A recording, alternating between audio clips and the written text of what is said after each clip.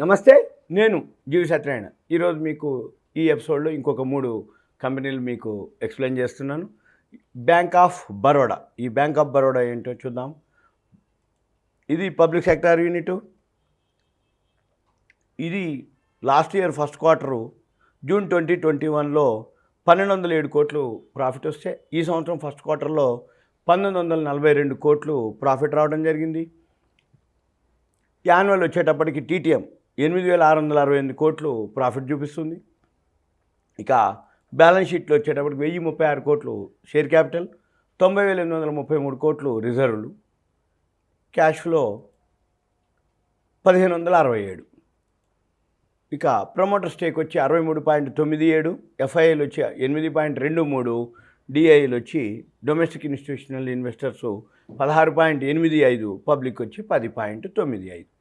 ఇక పీర్స్, ఇక public sector bank కాబట్టి పబ్లిక్ సెక్టార్ బ్యాంక్స్ ఏవైతే ఉన్నాయో అవన్నీ పీర్స్ కిందకి వస్తాయి.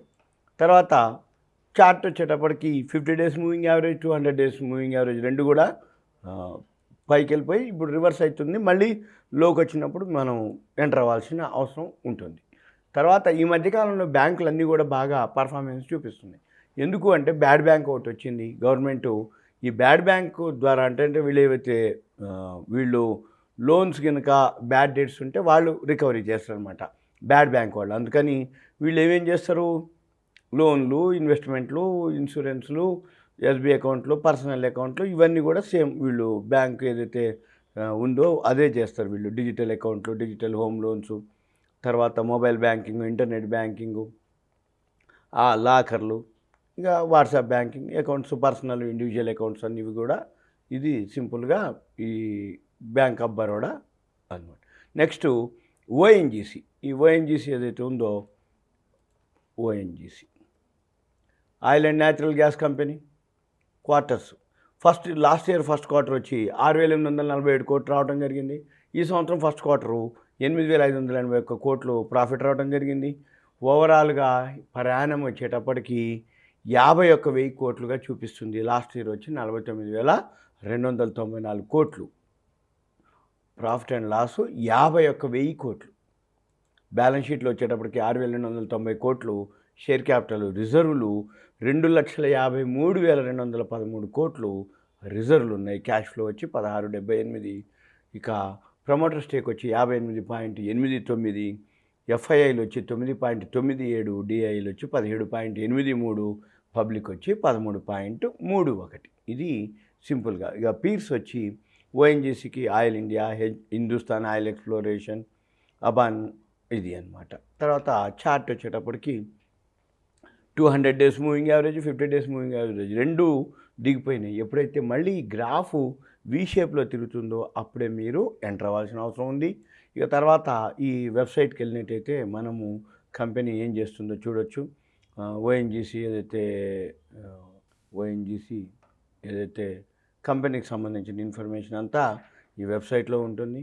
ఇది వాళ్ళ గ్రూప్ ఆఫ్ కంపెనీస్ ఏవైతే ఉన్నాయో ONGCవి ఇవన్నీ జాయింట్ వెంచర్లతో ఉన్నాయి. సర్వీసెస్, అసోసియేట్సు, LNGL లాజిస్టిక్స్ ఇవన్నీ కూడా సబ్సిడరీస్ ఉన్నాయి.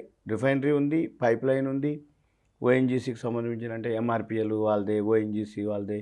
తర్వాత HP Hindustan petroleum, refinery, pipe line, petrochemical ఇవన్నీ కూడా దీనికి సంబంధించిన ONGCకి సంబంధించినటువంటిది.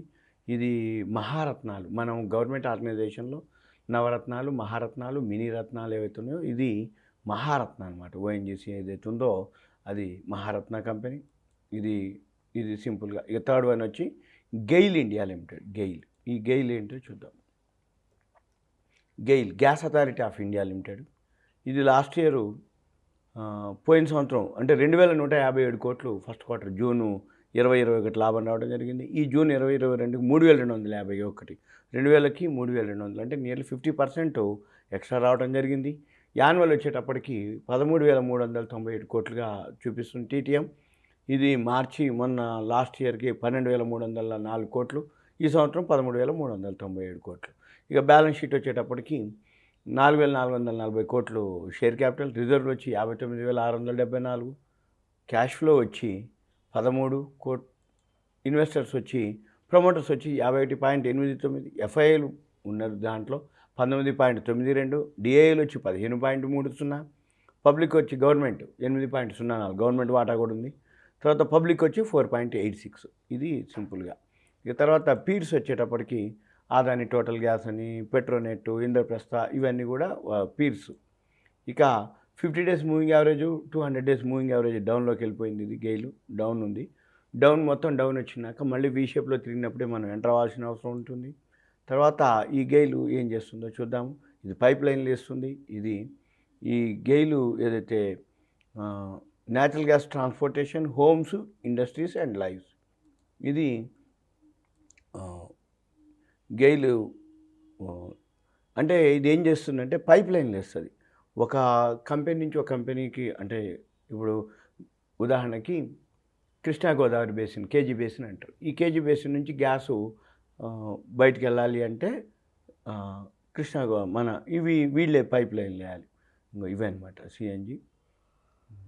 ఇట్లా పైప్ లైన్లు ఉంటాయి. వీళ్ళది రెన్యూవబుల్ ఎనర్జీ ఉంది. గెయిల్, ఇది GAIL India public sector gas, natural gas, India's leading natural gas company with diversified interest across the natural gas value chain of trading, transmission, LPG production and transmission, LNG regasification, petrochemicals, city gas, E and P etcetera. It owns and operates a network of around 14,488 kilometers of natural gas pipelines spread across the length and breadth of country. 14,488 కిలోమీటర్ల natural gas pipe లైన్లు వేస్తారన్నమాట. Gas authority of India, ఇది public sector unit. ఇది సింపుల్గా దీని యొక్క మనం గెయిల్ యొక్క information. ఇక మనం చూడవలసింది ఏమిటి అంటే కంపెనీ ఏదైతే ప్రాఫిట్లో ఉందో ఆ కంపెనీ ప్రాఫిట్లో ఉన్నటువంటి ఈసారి 3 కంపెనీలు, అంటే bank of Baroda, ONGC, GAIL, ఈ దీంట్లో ఈ సెక్టార్లో మనము ఎప్పుడైనా కానీ ఏం చూడాలి అంటే కంపెనీ యొక్క ప్రోడక్టా, కంపెనీ సర్వీసా, మ్యానుఫ్యాక్చరింగ్ ఏం చేస్తుంది, కంపెనీ గ్రోత్ ఉండబోతుందా, కంపెనీ ఏదైతే ప్రోడక్ట్ ఉందో ఉపయోగపడేదా, అంటే బ్రాండ్ అనుకోండి, కంపెనీ యొక్క సర్వీసెస్, కంపెనీ ఏ విధంగా ముందుకు వెళ్తుంది, ఫ్యూచర్లో ఎలా ఉండబోతుంది అనేది గమనించితే చాలు. ఇప్పుడు ఫస్ట్ క్వార్టర్ ఓకే, మళ్ళీ ఇప్పుడు సెకండ్ క్వార్టర్ అక్టోబర్ రిజల్ట్స్ వస్తాయి. ఈ అక్టోబర్ రిజల్ట్స్ వచ్చే టైంకి మళ్ళీ ఈ షేర్లన్నీ కూడా మీకు మూవ్ అవుతాయి. మళ్ళీ రిజల్ట్స్ వచ్చినాక మళ్ళీ దాన్ని బట్టి రిజల్ట్స్ బాగుంటే ఇంకా పైకి వెళ్తాయి, లేకపోతే ఆగిపోతాయి. ఇది సింపుల్గా మీకు ఈ ఎపిసోడ్లో 3 కంపెనీలు. సుమన్ టీవీ ప్రేక్షకులకు ధన్యవాదాలు. మరొక విన్నపం మళ్ళీ చెప్తున్నాను, ఇవన్నీ కూడా మీకు అవేర్నెస్, ఎడ్యుకేషన్, నాలెడ్జ్ పర్పస్ మాత్రమే. Thank you. సెలవు.